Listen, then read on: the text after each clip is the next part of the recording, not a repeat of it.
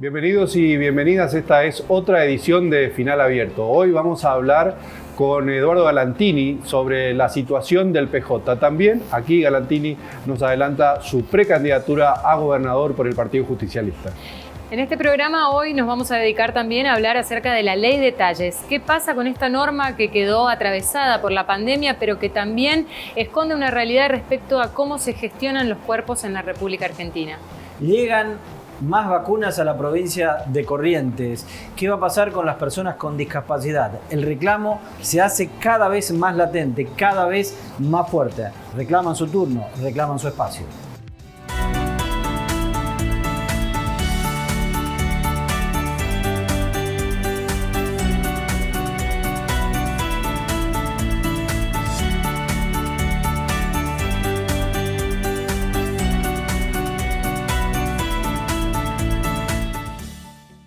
Venimos mirando desde diferentes lugares qué pasa con la gestión de la pandemia. Sabemos que la estrategia de vacunación es uno de los temas centrales hoy en día dentro de las políticas para hacer frente al COVID de los gobiernos y particularmente del gobierno de Corrientes.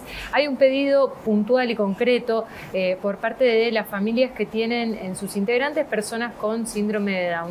Por eso vamos a hablar acerca de esta cuestión. ¿Cómo estás, Marcela? Gracias. Hola, ¿qué tal? ¿Cómo le va? Bueno, ¿cuál es el pedido concreto que están haciendo ustedes? Bueno, en realidad es para todas las personas con discapacidad, no es solamente para la patología síndrome de Down. Hay una resolución que el año pasado salió, que es la 627/2020, donde dice en esta resolución que todas las personas que cuentan con un certificado único de discapacidad están considerados de riesgo. Entonces estamos pidiendo a nivel nacional que lo coloquen en el plan de vacunación, cosa que todavía hasta hoy no está en el plan de vacunación, pero sí una resolución que dice que son de riesgo. Entonces, por ejemplo, CAIDIS, que es el Consejo de Discapacidad a nivel nacional, elevó una nota al ministro de Salud acá de Corrientes el 4 de marzo pidiendo que las personas con discapacidad estén dentro del plan de vacunación. Pasó mirá en qué mes estamos y todavía no hay ninguna respuesta. La verdad que yo como mamá de Iker, que tiene 14 años con autismo, sí me preocupa porque él va a la escuela, está integrado y así como mi hijo y un montón de hijos más. Entonces nosotros lo que queremos es que estén dentro del plan porque la verdad que eso hace que también mejore su calidad de vida. Hay muchas patologías que tuvieron deterioro por no hacer su tratamiento y bueno, los papás tienen miedo, más con esta nueva cepa. Bueno, justamente te iba a preguntar porque el año pasado realmente fue muy difícil para todas las familias con integrantes de personas con discapacidad poder llevar adelante, lo señalaron desde diferentes lugares. ¿Tuvieron alguna respuesta ahora de por qué no están ubicados en la prioridad para la vacunación? Hay un silencio, esa es la realidad. Hay un silencio rotundo. La Agencia Nacional de Discapacidad, quien el director es licenciado Galarraga, sacó un comunicado la semana pasada donde van a estar dentro, están pidiendo que estén dentro del plan de vacunación todos aquellos que viven en hogares y centros de día. ¿Y qué pasa con el resto? O sea, hay personas con discapacidad, adultos mayores que trabajan y ellos también tienen que estar considerados dentro del plan de vacunación, como así también las personas, digamos, el resto de la población. A nosotros nos parece sumamente importante porque queremos que los chicos dentro de lo que llamamos normalidad en este contexto de pandemia, queremos que ellos tengan normalidad en su vida. El año pasado fue muy difícil trabajar virtual, muy difícil. Yo también soy profesional, aparte de ser mamá, y costó muchísimo el trabajo. Hay muchas patologías que se agregaron post pandemia. Hay chicos con obesidad, con trastorno del sueño, autolesiones. Entonces, lo que queremos también es ver, nuestro trabajo es prevenir que aparezcan otras patologías dentro de lo que ya es su diagnóstico base. Marcela, además hay otro dato que me parece que es importante y tiene que ver con las estadísticas en cuanto a letalidad. El índice de letalidad para las personas con discapacidad ha sido mayor. Sí, así es. A ver, para que ustedes tengan una idea, Corrientes debe tener el 10% de su población de personas con discapacidad. Entonces, lo que están dentro del sistema. Y hay un montón de gente más que están fuera del sistema. O sea, estamos pidiendo para todos. Queremos que realmente estén considerados, es un derecho que ellos tienen. Yo digo, también son personas de sujetos de derecho. Hoy las mamás y los papás somos las voces de nuestros hijos, pero la verdad que necesitamos que ellos los vacunen, queremos que tengan una calidad de vida. Mi hijo cada vez que va a la escuela, yo tengo un terrible dolor. Mi hijo el año pasado perdió masa muscular, él hacía un año que no salía de su casa. La verdad que el ir a la escuela para él es su única distracción. Entonces yo quiero, capaz que no esté dentro del plan, porque él tiene 14 años, pero me contaba Lucas, que trabaja, que él tiene síndrome de Down y quiere volver a su trabajo porque él considera que ir a trabajar es normal. Entonces por eso estamos pidiendo. Por todo concepto, la provincia de Corrientes tiene más o menos 140, 150 mil personas con algún tipo de discapacidad. Sí. Pero hasta el momento el Estado no da ninguna respuesta, ni si son muchos, ni si son pocos, ni ningún tipo de información. No. Pues hay gente que están dentro del sistema, pero hay un montón de gente que no están. Chaco comenzó a vacunar a las personas con discapacidad, al igual que la provincia de Córdoba. Nosotros queremos que Corrientes sea otra, que sea la tercera provincia. Eso te iba a preguntar, ¿solamente Chaco y Córdoba en todo el país? Sí. Por eso estamos pidiendo que Corrientes sea. Yo hoy presentamos un petitorio al gobernador, pedí una audiencia y le decía, no es lo mismo leer la nota que comentar, que seamos los papás quienes comentemos. Nosotros no somos funcionarios, no tenemos ningún color político de nada. Nosotros somos papás que queremos una mejor calidad para nuestros hijos y queremos que ellos tengan el mismo derecho que cualquiera. Ellos tienen derecho a ir a la escuela como cualquier persona común que va al colegio. Y los papás no tenemos que tener ese miedo a que se contagie. Y así con todos. Por eso esto es para toda la discapacidad sensorial, motora, conductual y mental. Es para todos. Y realmente también estábamos pidiendo, porque presentamos 2 notas, que la persona, el familiar a cargo, también se vacune. Así también como los profesionales que tenemos contacto. Nosotros trabajamos cuerpo a cuerpo con ellos. ¿Sí? Y eso también estamos exponiéndonos. Las maestras integradoras van a las escuelas y se están exponiendo. Te iba a preguntar, Marcela, respecto a las maestras integradoras y también, enfermeros y enfermeras que también acompañan muchas veces, o acompañantes terapéuticos que están con las personas con discapacidad. En ese caso, ¿entraron como personal de salud para poder vacunarse? No, en Corrientes no. Sí entraron en Buenos Aires, por ejemplo, pero porque se hizo una gran movida. En Corrientes no, en Corrientes entraron todos los licenciados. Entraron los que tengan licenciatura, sí, pero hay muchos que estamos haciendo licenciatura, como en mi caso y como otros tantos, que tenemos que esperar a terminar. Y el resto, las maestras especiales no son licenciadas porque es un estudio terciario y son las que más se exponen porque acompañan a nuestros hijos en las escuelas. O sea, claro, no están dentro de la edad contemplada en la vacunación para docentes. Y no están dentro de salud, porque están considerados docentes, pero docentes están considerados maestras comunes, no maestras especiales. Entonces, queremos realmente que lo tomen, consideramos que es algo justo que estamos pidiendo para todo el colectivo de discapacidad. Yo siempre digo colectivo porque es no solamente la persona con discapacidad, sino también la familia y los prestadores. ¿Ya tiene fecha el pedido de audiencia? No, me dijeron que me iban a llamar. Y en caso que el gobernador no me pueda atender, que yo le pedí que por favor me derive al ministro de Salud, el señor Cardoso. Allí apunta un poco, Marcela, la pregunta. Digo, ¿qué sensaciones tienen ustedes hoy? Angustia, soledad. Seguimos siendo un colectivo invisible para todos y queremos que realmente nos vean. Nuestros hijos tienen derecho. O sea, eso queremos, no que seamos el último orejón del tarro, no, y que no algo que nosotros tenemos que estar pidiendo, que realmente consideren como los consideran a todos, ¿no?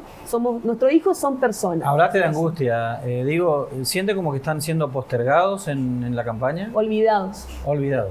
Así nos sentimos, olvidados. Imagínate vos, el licenciado Galarraga es una persona con discapacidad y poner solamente centro de día y poner solamente hogares y el resto no tiene derecho. O sea, tienen que poner a todos, no solamente a un pedacito de la población. Sabemos que es muy importante también los hogares y los centros de día, pero y aquel chico que tiene proyecto, que tiene sueño, que quiere ir a su escuela, que quiere ir a trabajar como Lucas, que tiene síndrome de Down, que le deben conocer muchos, a Lucas Romero del Castillo. Entonces, eso me parece que es importante. tienen que estar todos. Nosotros nos sentimos olvidados, que nuestros hijos hoy son el último orejón del tarro y realmente estamos preocupados. Me contaba Hilda que su hijo tiene 20 años, Guillermo, tiene cromosoma 22, tiene un retraso mental agregado también una patología motora y él tiene mucha dificultad en la columna, se le desvió, está muy espástico y hace un año que no hace tratamiento. Imagínense toda la complicación que tiene Guillermo, usa pañales, no puede hacer su tratamiento kinesiológico, no puede tener su terapia ocupacional. Le llega a agarrar el COVID. No, porque además desastre. Hacer todos esos tratamientos implica tener el contacto con el kinesiólogo, Claro. kinesióloga, con el terapeuta, con todo, ir a todos esos lugares. Todo, y ¿no? la mamá tiene miedo y el papá también. O sea, Lógico. eso también a nosotros nos genera una ansiedad. Sí, es decir, saber que no están considerados, saber que tenemos que estar pidiendo audiencia, hoy me pedía, hay que hacer una nota, le digo, pues no cuesta nada que me lo den la audiencia, o sea, ¿por qué tengo que hacer una nota? O sea, estamos acá los padres, debajo de la lluvia estuvimos esta mañana. Entonces, es algo que yo pienso que no tienen que dar. Esta época escuchaban, es época lección, y bueno, que nos tengan en cuenta. Nuestros hijos, capaz, algunos no puedan votar, pero también se los cuentan, no es solamente para algunas cositas. Por eso le digo, nosotros no somos ni políticos ni nada. Y ellos queremos que tengan en cuenta en todo Corrientes. Hicimos un petitorio a nivel virtual y se juntó muchísimas firmas. Estamos pidiendo para toda la provincia de Corrientes, no solamente para Capital, para todos. Si nosotros nos sentimos de esta manera, imagínense el interior cómo se siente. Tan peor que nosotros, porque allá sí que no les llega nada. Marcela, muchísimas gracias por haber venido. Muchísimas gracias a ustedes por el espacio y bueno, ojalá que tengamos una pronta respuesta. Gracias. Gracias a ustedes. El 10% aproximadamente de la población en la provincia de Corrientes padece algún tipo de discapacidad, están enmarcados dentro de los grupos de riesgo, pero la vacuna no llega todavía para ellos y para ellas. Veremos si finalmente son escuchados.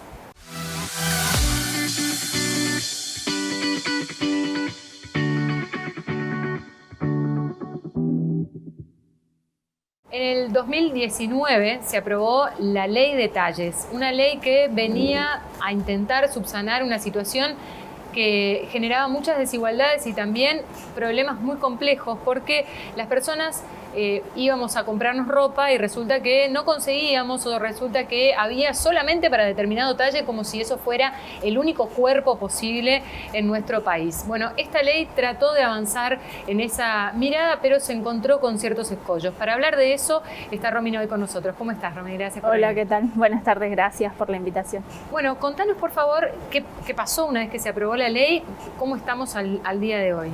Bueno, mira, la ley de talles, si bien, como vos dijiste, fue aprobada en el 2019, a fines del 2019, aún hoy por hoy no está reglamentada porque se vio truncada por toda esta situación de la pandemia, digamos. Esta nueva ley lo que intenta es implementar un sistema único de talles, no único como talle único, sino que todas las marcas trabajen sobre una misma tabla. Entonces, por ejemplo, vos te vas a la marca X y el talle 36 va a tener exactamente las mismas medidas que un talle 36 en marca Z, ponele. Entonces, eso es un poco lo que quiere buscar esta nueva ley. Lo que pasa es que para hacer esa tabla de talles, el INTI generó un escáner biométrico del cuerpo humano que lo empezó a recorrer por todo el país buscando las medidas reales del cuerpo real argentino, por decirlo de alguna manera. O sea, va a establecer una especie de promedio del cuerpo argentino. Exactamente. Lo que pasó fue que movilizar este escáner implica una logística bastante grande. La muestra tiene que ser considerable en cada lugar porque si no tampoco nos sirve. Y justo sucedió esto de la pandemia, entonces este escáner quedó varado en Salta, me parece, o en el norte del país sé que está, y quedó como trunca esta toma de datos, digamos. Claro. Ese escáner estuvo acá en Corrientes, en la Facultad de Medicina, en el año 2017. Y contame, ¿cuál es la historia con los talles? ¿Por qué es tan difícil pensar en cuerpos que son diversos? Y hay un montón de factores. Yo desde que estoy desde el lado del diseño, la industria por ahí, tengo como una doble mirada, no tanto desde el lado del consumidor, que es como a la que más se le se le hace foco, a la que más se intenta atender. Todas las marcas se rigen por una tabla de talles industrial estandarizada que no corresponde a las medidas de los cuerpos estándares, digamos, por llamarlo de alguna manera. Y también muchas marcas adaptan esas tablas de talles en función de sus costos, sus necesidades, sus ventas, ¿no?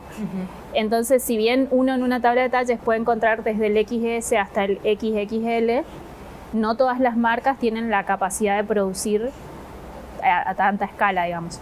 Y la realidad también es que se venden más los talles más chicos. Fabricar o producir prendas de talles más grandes implica mayores costos que se trasladan a los precios, por ende no se vende, y bueno, toda como una cadena bastante importante. Claro. Que ese es un poco el objetivo principal que tiene esta nueva ley, de establecer este SUNITI para que todas las marcas... No, la nueva ley no pide que todas las marcas tengan toda la curva de talles, sino que todas las marcas respeten las medidas. Si vas a vender del S al L, bueno, que el S sea realmente con las medidas del S que establece la tabla de medidas. Y está, la ley establece que las marcas publiciten cuáles son los talles que eligen vender, si es que fuera así, si entendí bien. Es decir, yo voy a decir, bueno, no tengo del, no sé, del L al XXL, y lo voy a tener que publicar eso. Exactamente. La ley esta lo que tiene interesante, a diferencia de la que ya existe, y la realidad también es que como cada provincia tiene su propia ley de talles, que eso fue otro descubrimiento que hicimos nosotros en un proyecto de investigación, difieren muchísimo. Entonces un poco lo que busca es que se respete este SUNITI primero que nada. Segundo, habla también un poco de la discriminación y cómo se atiende al público, ya sea por venta online o venta en el negocio. La discriminación, la xenofobia, la homofobia y un montón de otras cuestiones también. O sea, es bastante más amplia la cuestión de a dónde apunta la ley. Y sí, por supuesto, establece que si bien no es obligación que las marcas tengan todos los talles, sí es obligación de las marcas contar qué curva abarcan, digamos.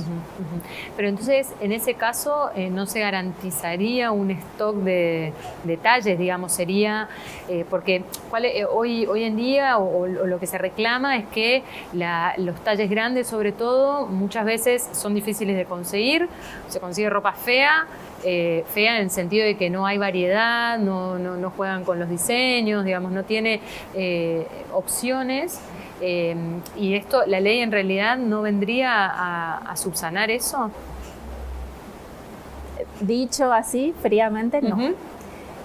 Porque en realidad nosotros en julio del año pasado establecimos contacto con Andrea Cinic, que es participante del FECOBA y la Cámara de Industria de la Moda y la Cámara de la Industria también. O sea, empezamos a tener contacto con esa gente y ellos armaron unas mesas de trabajo que se dan todos los sábados a la mañana, donde hablan de la ley, la van desmenuzando y van trayendo gente que pueda ir aportando acerca de distintos puntos, y además traen a personas que se dedican a hacer cosas que por ahí no son tan públicos. Entonces resulta que apareció una diseñadora del sur que hace lencería para cuerpos reales, lencería muy especial, con mucho diseño, sensual, sexy, todo lo que vos quieras, que capaz de decir, no, eso no se consigue más que en Victoria's Secret, poner. Claro. Después hay diseñadores independientes que se dedican a prendas para personas con motricidad reducida o con alguna cuestión especial con respecto al cuerpo, al físico. Y cuando se fue descubriendo que hay gente que se encarga de estos cuerpos más voluptuosos, si se quiere. Sí, no está contemplado, o sea, no es obligación que una marca tenga toda la curva de talles. Ajá. Y por lo tanto, ¿qué representa en términos, desafíos para los diseñadores y diseñadoras esta posibilidad de ver esos lugares a donde por ahí las grandes marcas o las más publicitadas no llegan? Bueno, nosotros hicimos una investigación de la región NEA, donde analizamos Formosa, Corrientes y Chaco. Y en la región hay varios referentes de lo que se denomina diseño de autor o diseño independiente o diseño sensible o como quieran llamarle, digamos, que cada uno de ellos adapta o arma su propia tabla de talles y lo más significativo es que la mayoría tiene una tabla de talles más holgada. O sea, parten como de un molde grande, de un molde L más o menos, y generan esta propuesta de diseño, de recortes, de intervención en la moldería, generando prendas de este estilo. Y son prendas de diseño muy lindas, muy interesantes, de muy buena calidad, que no se ajustan a esto de un talle único o un talle chiquitito. Hay variantes, digamos. Lo que pasa también que lo que contempla esta ley, que por eso está la Cámara de la Industria incorporada en la reglamentación, es que no es viable para una empresa en Argentina producir tanta cantidad de prendas si después no las vende. Claro. De hecho, nosotros hablamos con la gente de Chacú, que está en el Chaco, y ellos me dijeron, sí, mira, nosotros teníamos la curva del XS al XXL, pero la terminamos reduciendo, agrupando talles porque no se venden. Entonces es un remanente que nos queda, es pérdida, no se ubica en ningún lado, digamos. Claro. Entonces también pasa por ese lado, hay que también acompañar a la industria y evitar que se sigan cayendo. Y en relación a las normativas que vos decías, cada provincia tiene también, ¿cómo está la región y Corrientes fundamentalmente, si es que tiene algo? Mal, mal. Esa es la realidad y es una opinión personal, ¿no? Formosa, por ejemplo, no tiene ley de talles, se regiría únicamente por la ley nacional. El Chaco tiene una ley provincial que mucho no se... O sea, ninguna ley se controla, digamos. Esa es la realidad, porque si no, estarían todos los comercios de Corrientes cerrados, porque la ley de Corrientes exige que todas las marcas tengan toda la curva de talles. Cualquiera que va a comprar ropa sabe que no es así. No, claro. Y bueno, exige un montón de otras situaciones que no están siendo en este momento controladas, digamos. Por ejemplo, esto de que todas las marcas tengan talles, que tengan toda la curva de talle, que tengan el stock. También hay que entender, también es una opinión personal, que uno tiene que saber a dónde va a comprar también, ¿no? Porque muchas de las denuncias por ahí son medio con doble sentido, una cosa así. Yo sé que no soy usuario de 47 Street, por ejemplo. Sé que no voy a encontrar nada para mí ahí, porque está destinado a otro público. O sea, cada marca también tiene como un usuario preestablecido, con una anatomía estandarizada, si se quiere, o para cierto perfil. Y bueno, es lógico que por ahí yo vaya a un lugar y no lo encuentre. Sí, lo que pasa mucho es que, esto que te decía antes, vas a un local y el talle 36 tiene una medida y en otro local el mismo talle 36 o es más grande o es más chico. Romina, muchas gracias. No, gracias a usted. Estuvimos hablando acerca de la ley de talles, de la falta de implementación, de cómo quedó esta ley a nivel nacional y un poco también pensando en los cuerpos reales que habitamos este país.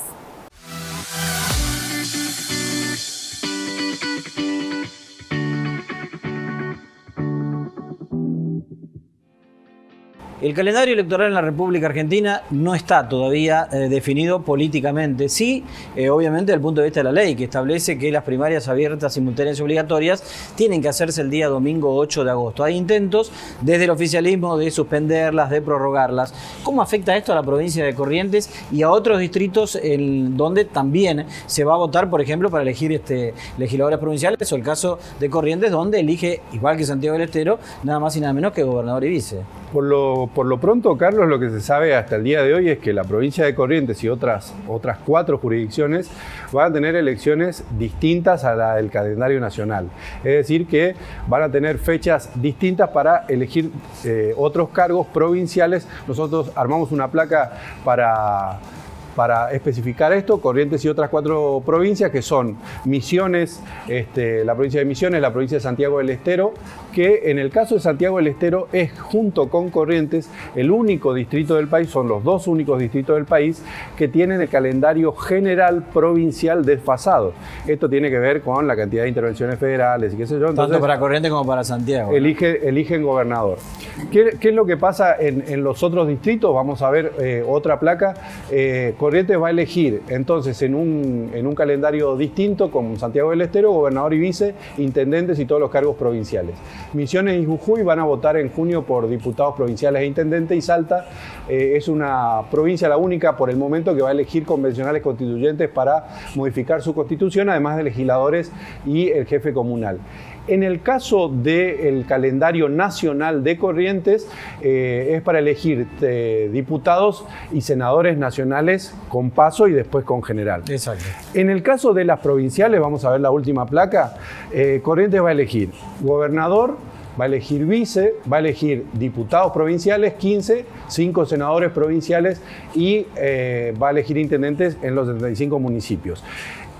¿Cuándo se va a votar esto? Bueno, esa es una decisión que tiene que tomar la provincia en función seguramente también de la decisión que se tome a nivel nacional con respecto a las PASO, que estaban previstas para el 8 de agosto, pero hay muchas posibilidades de que las PASO pasen al mes de septiembre. Si eso ocurre, la provincia de Corrientes, ¿qué va a hacer? ¿Va a adelantar las provinciales? Depende un poco de las conveniencias electorales y el momento que se viva, ¿no? De todas maneras tenés que convocar 90 días antes de la fecha. El mes de mayo es el mes clave. El mes clave, porque además tenés otro dato que es importante, que es un dato constitucional. A diferencia de las elecciones nacionales de las PASO, las cuales las podés modificar por una ley del Congreso de la Nación, en Corrientes la fecha de elecciones no la podés tocar con una simple ley. Necesitás para eso reformar la Constitución. Para ello ya no hay tiempo. Y vos en Corrientes tenés que votar gobernador entre el 10 de agosto y el 10 de octubre. Fuera de esas fechas no lo podés hacer. Y además tenés que tener un calendario propio, que es otra de las limitaciones, claro, que las limitaciones que tiene. Es decir, no es que Corrientes puede votar en cualquier fecha y tampoco con la nacional. Entonces sí o sí tiene que buscar una fecha. Entonces, la cuestión es qué va a pasar con las PASO. En función de eso, la provincia de Corrientes va a definir su propio calendario electoral. La otra pregunta, que es la que haces vos, tiene que ver con la conveniencia política. Corrientes me parece que en ese punto es indistinto un mes más o un mes menos. A priori, ¿no? Salvo que pase algo en los próximos días que empiece a apurar o a tener la necesidad de retrasar el calendario, como está pasando a nivel nacional. Hay muchos analistas que están diciendo que, bueno, las PASO tienen la cuestión formal, es decir, se atrasan las PASO por una cuestión de la pandemia, pero también tiene que ver con cómo está la situación en general socioeconómica del país, y que eso siempre tiene incidencia a la hora de votar.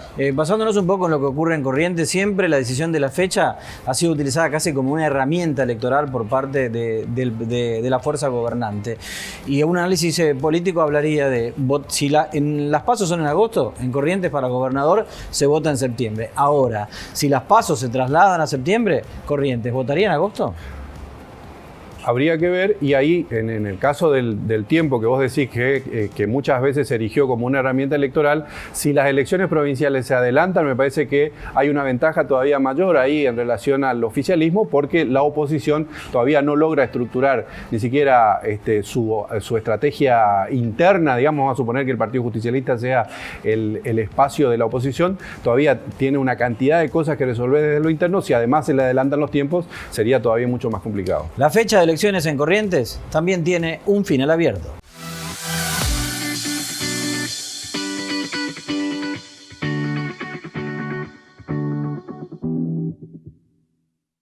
En final abierto esta semana el doctor Eduardo Galantini, fue vicegobernador de la provincia, es un hombre importante, uno de los referentes del Partido Justicialista a nivel provincial. Y está esta semana con nosotros aquí, en final abierto. Doctor, preguntarle un poquito por esta historia del Partido Justicialista, ¿no? El particular momento que vive, ¿cómo lo calificaría? Bueno, creo que es la peor crisis del Partido Justicialista de los últimos 20 años. Digamos, con solo poner el título, que el partido está intervenido, pero que ni el interventor se quiso quedar, también se fue, uno se imagina la situación en la que estamos.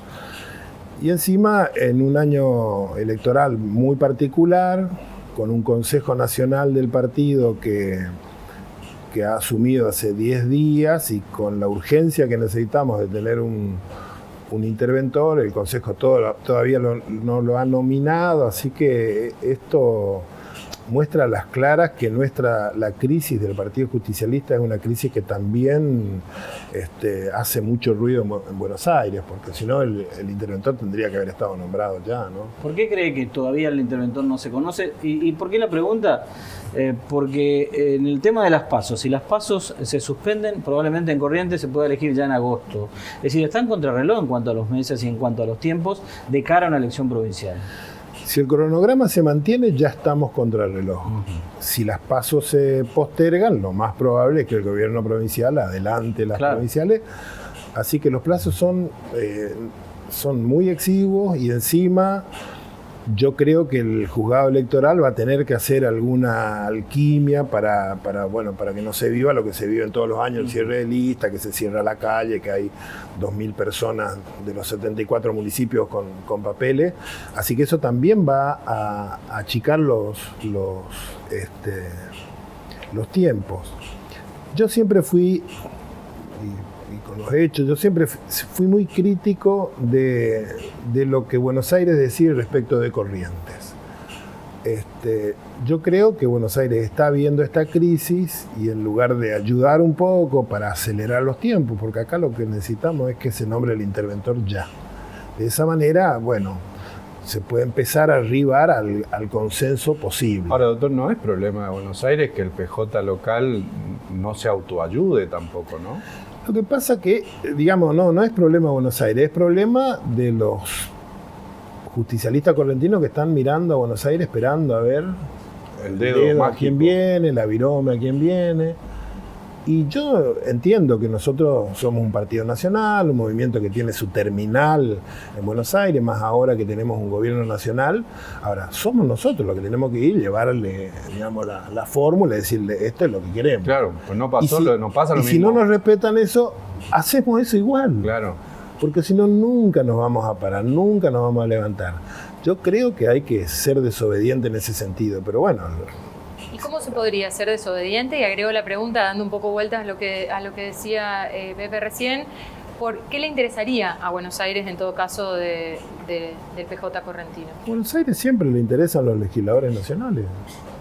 ¿La gobernación no? Por supuesto que le interesa la gobernación, pero en el esquema que está, con un gobierno, con un oficialismo fuerte, con un gobernador con buena imagen y teniendo en cuenta que somos 1.120.000 correntinos, que si todos votamos juntos a la misma boleta, tenemos un porcentaje menor al de La Matanza, ni siquiera incidimos electoralmente. Somos tan pocos, además, que tenemos solo 7 diputados, que por lo general van allá divididos en 2 o en 3 facciones, así que ni siquiera tenemos una fuerza de lobby en nuestros diputados, en nuestros legisladores nacionales. Entonces, obviamente, yo insisto, como dice Ledesma, que es responsabilidad nuestra, pero esa responsabilidad es por estar mirando a Buenos Aires siempre. ¿Y cómo se podría no mirar a Buenos Aires? Bueno, en este momento no se puede porque el partido está intervenido y hay una situación judicial de por medio que no la podemos salvar nosotros, la tiene que salvar el Consejo Nacional del Partido nominando al interventor. Una vez que ese interventor esté nominado, el interventor sabrá qué hacer, tendrá que juntarnos a todos y armar nuestro propio esquema de trabajo, de poder y de acceso al poder en la provincia de Corrientes, que a lo mejor no será este año, ni será el próximo, será dentro de 8 años. Pero que el camino se delinee acá y se siga esa ruta. Ahora, doctor, eso es lo que se supone que hay que hacer. Y eso además es lo que como diagnóstico dicen varios dirigentes del PJ. Pero lo que pasa es que no se avisora al menos la plantada de la bandera, es decir, el punto cero. Bueno, lo hemos hecho algunas veces, ¿no es cierto? En el 2001 el gobierno nacional nos envió a un frente y hubo un grupo de dirigentes que dijimos, no, nosotros a este frente no vamos. Yo he tenido, no quiero ser, autorreferencial, pero yo también, cuando Kirchner intentó modificar la lista de diputados nacionales, yo me rebelé, obviamente, me intervinieron el partido y pusieron el diputado que ellos querían. Y en realidad esa es una anécdota, porque creo que con el tiempo yo también entendí la necesidad de crear poder que tenía el expresidente Kirchner, pero Pero bueno, hay algunos dirigentes que nos hemos revelado siempre. ¿Y no cree usted que hay como una especie de acuerdo entre el gobierno nacional y el gobierno provincial como para...? Bueno, es una pregunta envenenada. Bueno, en realidad se lo ve con muy buenas relaciones. Yo entiendo que también es el carácter que tiene el presidente Alberto Fernández, que es un tipo federal, que tiene mucho respeto por las provincias, pero sí, por supuesto que... Sí, pero en paralelo en la interna del Partido Justicialista no se nombra el interventor. Exactamente, sí. Bueno, obviamente, de hecho hay... En los pasillos internos de la política y del partido hay versiones de acuerdos, de preacuerdos, de cuestiones nominadas. Yo creo que sería un error, sería una lástima y sería volver a asumir al peronismo en este mismo camino, es decir, esta misma charla lo vamos a tener dentro de 5 o 6 años en el programa, ustedes me invitan y yo voy a decir lo mismo que dije ahora. Usted dijo hace unos días por radio, y me pareció una gráfica muy contundente, de que el Partido Justicialista es muy transparente. El desastre que muestra es el desastre que es. El desastre que se ve, sí. Nosotros, el Partido Justicialista vino, digamos, para hacer una historia así lo más rápida posible, ¿no? Bueno, veníamos de una conducción muy férrea, que era don Julio Romero, con justicialismo de otro siglo, de otro tiempo. Y en los últimos tiempos, desde el 2000 en adelante, al justicialismo peyorativamente, un periodista y político local empezó a decir que quienes gobernaban el justicialismo era una cooperativa. Y es cierto, era una cooperativa, pero era una cooperativa con todos los jefes territoriales de la provincia, con los representantes de las distintas líneas internas, y donde había mucho consenso y mucho debate en esa cooperativa, que eran 20 personas. Bueno, pero quien lo dice también es un implosionador consuetudinario, digamos, ¿no? Sí, bueno, está bien, pero bueno, yo sigo con mi historia y después si querés hablamos de él.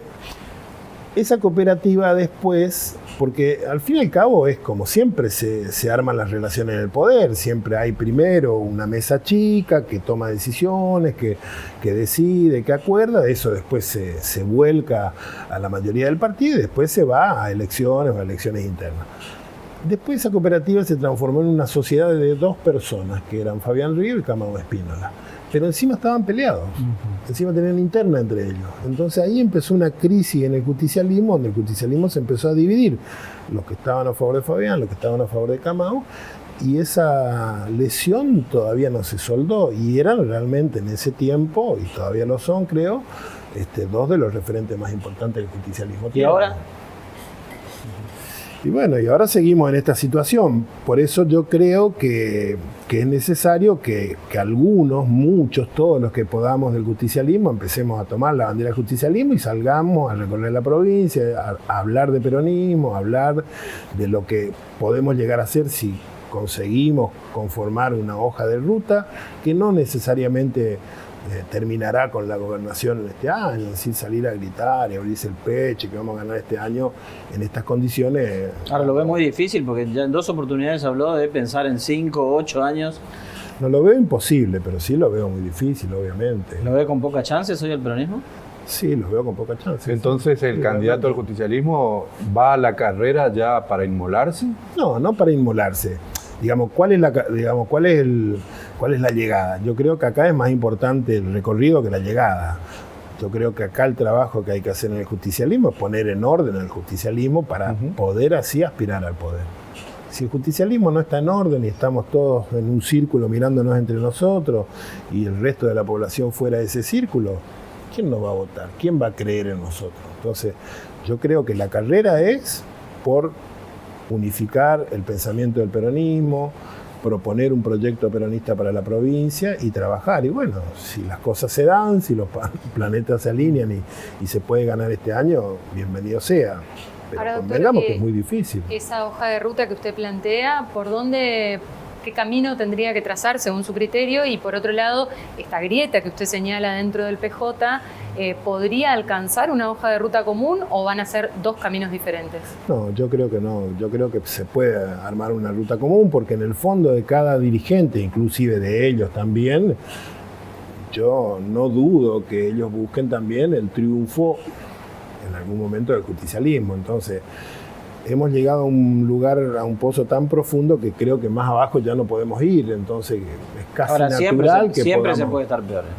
Sí, pero creo Lo que del no. 2000, la elección hace 2 años es un ejemplo de lo que no deben hacer, y sin embargo pasó el tiempo Sí. y pareciera ser que no aprendieron la lección de 2 años atrás. O sea que yo no veo tan mal lo que nos pasó en el 2001. Digo, no es que no lo veo tan mal, yo digo, el oficialismo... Digamos que el presidente del partido llevó su sello a otro lugar, o sea, Sí, está bien. Muy grave. En realidad yo digo, para tratar de hacerme entender de dónde creo que está el poder del justicialismo, que más allá de que está en los símbolos y que la boleta y todo eso implica, nosotros esa elección fuimos absolutamente divididos y sin el sello del partido, enfrentando a un gobierno que lleva 20 años en el poder y con un candidato que en esa elección, para solucionar sus problemas internos, intentó mostrarse él como el elector y no el supuesto jefe de ECO, que es Ricardo Colombi. Valdés se puso la campaña al hombro, recorrió toda la provincia, inauguró una cantidad de obras y enfrentó a un justicialismo dividido, atomizado, sin boletas, sin sello, pero nos ganó 7-1, nos ganó 6-4. Nos ganó 7-0. Y él jugaba con Messi, con Neymar, nosotros sin arquero, él tenía el refri, la AFA, la FIFA, y ganó 6-4. No ganó 7-0. ¿Y hoy cómo terminaría el partido si se volviera a jugar? Si el peronismo se encolumna, nosotros... Se encolumna, qué frase, ¿no? Qué palabra. Si el peronismo consigue una misión común, yo creo que podemos dar batalla. Sé que lo que digo parece una ilusión por el tiempo en el que estamos, porque no tenemos interventor, porque primero tiene que venir el interventor y porque hay que saldar heridas. Está toda la expectativa puesta en el interventor y después, si viene el interventor, ¿qué pasa? Pero el interventor solo por una cuestión legal, porque Claro, solo no lo después, podemos hacer. La construcción de poder a la que usted hacía Bueno, hay referencia. que trabajar, caminar toda la provincia, salir a recorrer, el interventor lo tendrá que hacer y mientras tanto los que tengamos alguna intención de ser candidatos, ya lo vamos a hacer seguramente también. ¿Cuál es el rol en esta historia de Eduardo Galantini? Buscar ese camino.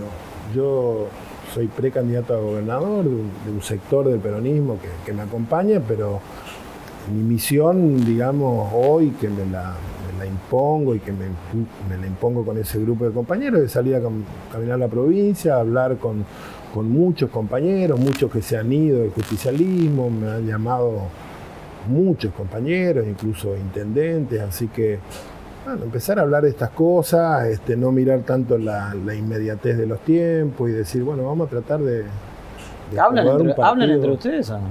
Sí, yo ahora, digamos, bueno, qué sé yo, con todos no hablo pero hablo con todos los intendentes, con la mayoría, tengo algunos intendentes, sobre todo los de la costa del Uruguay, que me consultan siempre. Ahora voy a tratar de tener una reunión con Pitín, si no se me hace tarde y si la lluvia lo permite. Con Fabián hablo habitualmente, con Camau menos, pero no tengo problemas. ¿Qué piensa de Camau, ya que hizo mención a él? Bueno, yo creo que nosotros nos necesitamos todos en este momento, ¿no? Yo creo que Camau pesa sobre él la actitud que tuvo cuando fue legislador y que eso se le recrimina mucho, puertas adentro del peronismo, de haber votado el pago a los fondos buitres y el endeudamiento, digamos. Eso a él se le recrimina mucho más allá después de otros votos que tuvo con la cuestión de Cristina y qué sé yo, pero en realidad puertas dentro del justicialismo se le recrimina mucho esto porque nos sentimos hoy como una mochila pesadísima para nuestro presidente. Ahora, ¿no? ¿Pero lo ve dentro? Pero yo creo que sí, yo creo que él tiene que estar dentro también. ¿Como candidato? Bueno, eso no soy yo quien lo debe decir, lo deben decir todos los compañeros, pero sí, él es un hombre que mide bien también aquí en la capital, así que nosotros no podemos desechar a nadie. En este sentido, todos nos recordamos siempre una frase del expresidente del partido, José Luis Gioja, que decía, hay que buscar la unidad hasta que duela. Y la verdad que hay momentos que duele porque uno se tiene que juntar con compañeros a los que les marcó errores graves. Pero bueno.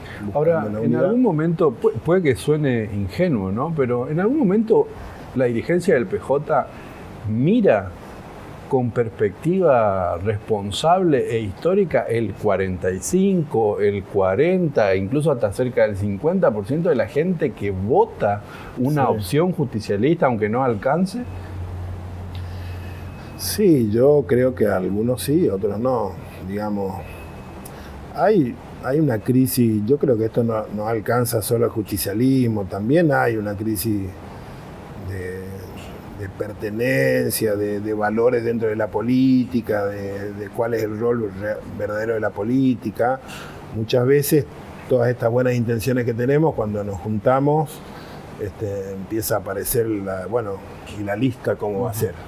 Sí, todo muy lindo lo que voy a decir, claro, pero yo voy a ser candidato, no voy a ser ¿cuál es mi lugar? ¿Cuál es mi lugar? Y ahí es donde es muy difícil conversar sobre esas cosas, porque hay que hacer un análisis demasiado profundo de decir, bueno, ¿cuál es tu lugar en la política? Pero es difícil, y esto yo supongo que le pasa a todos los partidos, nada más que el nuestro, con la transparencia esa, es el que se ve, pero digamos, tenemos que sacarnos eso de encima y no salir, digamos, yo digo, porque cuando nosotros nos planteamos esto, un grupo de compañeros me decía que yo podía ser candidato, digo, mirá, yo quiero ser candidato solo para tener una referencia para caminar. Yo no me interesa en particular, me interesa mucho más la unidad del peronismo que la eventualidad de que yo termine siendo o no el candidato a gobernador. Ahora, uno no puede salir a caminar, a hablar con el compañero peronista si no hay un candidato a gobernador. Ahora, todo lo demás hay que dejarlo para último momento. Y vuelvo al inicio de la charla, digo, ¿hay tiempo? ¿Le queda tiempo o no? Y bueno, hay que hacerlo. Yo creo que siempre hay tiempo si uno tiene ganas. Lo que pasa es que estamos pasando por un momento particular de la vida de la humanidad, que eso obviamente, hay una cantidad de lugares que yo me voy a reunir con compañeros y tienen que salir los compañeros a reunirse conmigo en la ruta. 3, porque no se puede entrar a los pueblos, ni soñar con ir a una radio, nada, ni pensar en reuniones, pero por lo menos ir a una radio, ir a un canal de televisión, no se puede, porque no se puede entrar, o si entro ahí tengo que buscar un hisopado primero para después salir. Así que estamos ahora mismo, yo antes de venirme acá, hablé con el director del hospital de mi pueblo, que es el que estaba de director de campaña, y le digo, mirá, si vos me conseguís que me hagan un hisopado a la noche en Corrientes, me lo hago allá. Y si no, yo vuelvo, yo voy a estar solo con 2 periodistas, no voy a tener contacto con nadie, vuelvo, me quedo en mi casa y mañana martes bien temprano me vengo al hospital y me hace el hisopado. Y eso parece una soncera pero forma parte de todos los problemas que hay que sortear hoy para hacer política. Habló de la unidad, ¿no? De la unidad hasta que duela.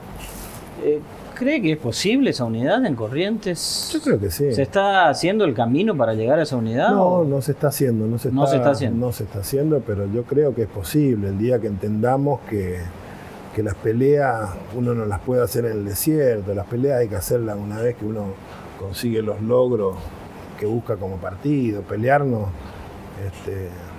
sin el acceso al poder es prolongar ese acceso y prolongar las ideas que nosotros tenemos para desarrollar política en Corrientes. Entonces, si sinceramente creemos que el ECO no cubre las expectativas que nosotros como políticos tenemos para el desarrollo de la provincia, tenemos que hacer un esfuerzo mayor para lograr que el peronismo gobierne la provincia y se puedan llevar adelante las políticas que nosotros creemos necesarias. Doctor, ¿usted cree que algunos dirigentes del PJ, esto mismo le preguntamos a Fabián Ríos y él tiene como una visión un tanto más dura, pero ¿algunos dirigentes del PJ están cómodos con ECO gobernando?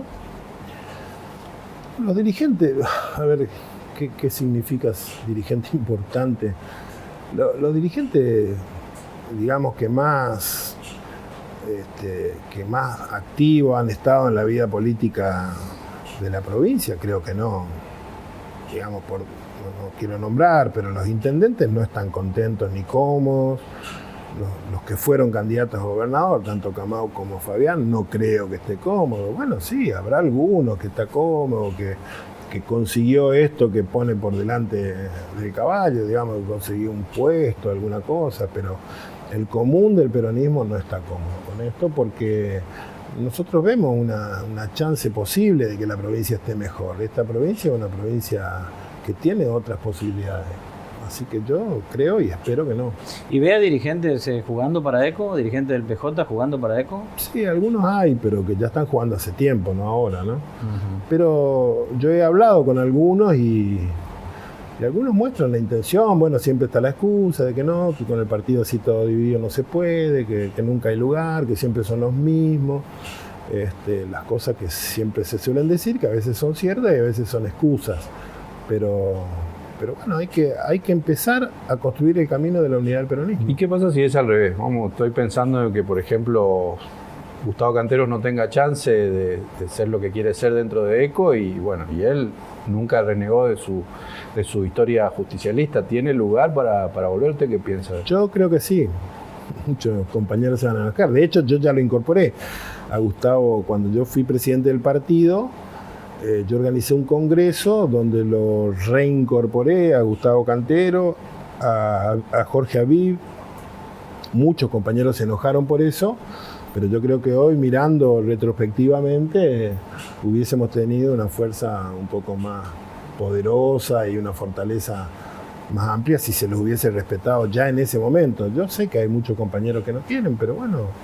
Y esa unidad que duele podría venir por una tercera pata que no sea ni la que sigue a Camau ni la que sigue a Fabián, porque yo sé. Sí, puede ser. Dejar las personas para seguir al yo sello, creo digamos. que el peronismo adolece hoy de una figura que aglutine más del 40%. Digamos, los más importantes tienen un 25-30% de adhesión del resto de los compañeros. Y estoy contando ahí los que están realmente conformes con ese candidato y los que dicen yo sé que con él voy a tener mi lugar. Claro. Así que sí, puede aparecer una tercera parte, cuarta parte. Pero ¿hay algún trabajo? ¿Conoce usted algo? Yo no, digamos, más allá de lo que trabajamos nosotros en el grupo muy reducido en el que yo trabajo, que hay dirigentes de Capital y hay algunos intendentes del interior, nosotros queremos crear esa condición, pero no con un candidato en particular, sino crear la condición de que el justicialismo se sienta entusiasmado, que es posible que aparezca. ¿Y a las nuevas generaciones cómo las ve en ese plan? Bueno, hay digamos, no puedo hablar por toda la provincia, por ahí hablo en esto, a pesar de que hay una compañera que me dice, no hables tanto de Montecasero. Yo la verdad veo un gran desapego de la juventud hacia la política. Bueno, qué raro eso, porque justamente el peronismo se jacta de haber traído de nuevo a los jóvenes a la política. Sí, bueno, sí, pero a nosotros nos cuesta mucho. Por ahí, por la Cámpora, que tuvo su irrupción, sobre todo en Buenos Aires. La provincia de Corrientes no tiene una inserción tan fuerte como tienen en otros lugares, pero a nosotros nos cuesta. Y nosotros creemos que esto es también porque hay todo un discurso de la derecha, un discurso antidemocrático que reniega de la política y uno lo ve en las redes, que por ahí el que lo difunde lo hace con la inocencia de creer que solo está diciendo una cosa, pero yo veo claramente una crítica hacia la política muy importante, que eso hace que sobre todo los chicos jóvenes se alejen. A nosotros nos cuesta, pero estamos tratando de hacerlo. Incluso estamos por incorporar un chico muy muy joven a la fórmula nuestra en Montecasero probablemente. Hablar un poco de esto, ya como último tema, ¿no? Habló un poco de la juventud y demás. ¿Cómo lo ve a Petín Aragón? ¿Cree que puede ser candidato? Si no es a gobernador e intendente de la capital, ¿cómo lo ve? Digamos, posibilidad de ser candidato a cualquier cosa. ¿Cómo lo ve usted? Yo lo veo como un dirigente que le cuesta, digamos, insertarse en el seno profundo del peronismo, porque él mismo por ahí se muestra, no quiero decir la palabra fea, pero sectario en la toma de decisiones, en la posibilidad que tiene. Él hoy es uno de los dirigentes que más cerca está de las autoridades del gobierno nacional, de Alberto, de Cristina, de Máximo. Y ha tenido, la verdad, muchas oportunidades, le han dado muchas herramientas y a mí me parece que él no está utilizando bien las herramientas que le están dando para generar consenso dentro del peronismo. Más que nada la está utilizando, o tal vez me equivoque, pretende utilizarlas para construir poder él solo y tampoco lo está haciendo porque no es una figura descollante hoy en la geografía del peronismo, pero es joven, tiene tiempo. Yo creo que si modera algunas de sus actitudes y si piensa más en grande en el peronismo, es un dirigente con mucho futuro. Y las mujeres también. Bueno, el peronismo siempre tuvo, desde Evita para abajo, ha tenido muchas mujeres militantes. Y también ha hecho muchas zancadillas, ¿no? También le ha hecho muchas zancadillas internamente a las propias mujeres del partido. La última escaramuza en el Senado de Corrientes, entre Bassi y Rindel, por ejemplo, es una prueba de eso. Sí, bueno, pero digamos, yo creo que la anécdota no tapa la historia del peronismo. No, sin duda. Nosotros hemos tenido excelentes legisladoras, mucho antes de la ley de cupo, ya teníamos legisladoras mujeres y en los municipios también. Digamos, más zancadilla que la que le hace eco hoy a las mujeres, retaseando la posibilidad de que se vote la ley de paridad, me parece que no hay. Pero bueno, nosotros somos siempre los que estamos en la vidriera y a los que nos pegan, pero los que cometen las maldades muchas veces son otros. Es increíble que la provincia no tenga paridad de género, teniendo la ley ahí adentro. Y yo creo que vos le preguntaste a un invitado que estuvo acá y dijo, yo soy uno, hijo. Ahora, no dijo, yo soy doctor, el, la posibilidad de Aníbal todo. Fernández como interventor, ¿cómo la ves? A mí me encantaría que sea él. Desgraciadamente yo creo que lo expusimos demasiado nosotros, todos. Y ya veo pocas chances de que sea él, porque si él hubiese sido, digamos, si el elegido hubiese sido él, ya tendría que estar acá. Porque ya se cumplió el proceso formal del presidente Alberto Fernández como presidente del partido. Todo el peronismo de Corrientes lo pidió. Creo que la única vez que todos nos pusimos de acuerdo con una figura. Y todavía no está acá. ¿Habló con él? Sí, hablé con él, hablé mucho. Hace una semana hablé como 2 horas. Estuve. ¿Y estaba dispuesto? ¿O está dispuesto? Absolutamente dispuesto. Dice, yo si voy, les aviso. Éramos 3 dirigentes que estábamos con él, una mujer y Agustín Palle, una compañera de Galfarascoli y yo. Yo les aviso que yo no me quedo en ningún lado, yo me subo a mi camioneta, voy a mi camioneta y recorro la provincia entera. Después ustedes me buscan un lugar escondido, en estancia, en algún lado, y ahí nos juntamos todos. Yo doy mi opinión y... Así que estaba muy dispuesto, con muchas ganas, conoce la provincia, además le gusta nuestra provincia, siente cariño y además yo creo que él lo estaba tomando hasta como un desafío, porque... Yo la verdad que lo conozco desde que era intendente. Ahora, ¿lo ve Alberto Fernández con ganas de elegirlo a Aníbal como interventor? No puedo hablar por el presidente, sería una locura. No lo conozco como para saber si lo veo o no, pero digamos, sin tratar de ponerme a opinar por él ni marcarle la cancha al presidente, a mí me parece que si hubiese tenido intención de nombrarlo, ya tendría que estar nombrado. Así que por ahí la intención sea nombrar a otro, no sé, pero me hace una pregunta envenenada y yo de jetón que quiero contestar todo nomás, pero a mí me parece que si la intención de Alberto sería que sea Aníbal, ya la tendría él. Además, yo hasta lo veo como, lo vimos ese día Aníbal, como que él quería asumir un desafío, es decir, de entusiasmarnos a nosotros, un tipo de afuera, de decir, no, es posible ganar. Porque incluso yo le decía, ¿no te parece que te van a mandar ahí a un territorio envenenado que va a volver todo marcado la espalda?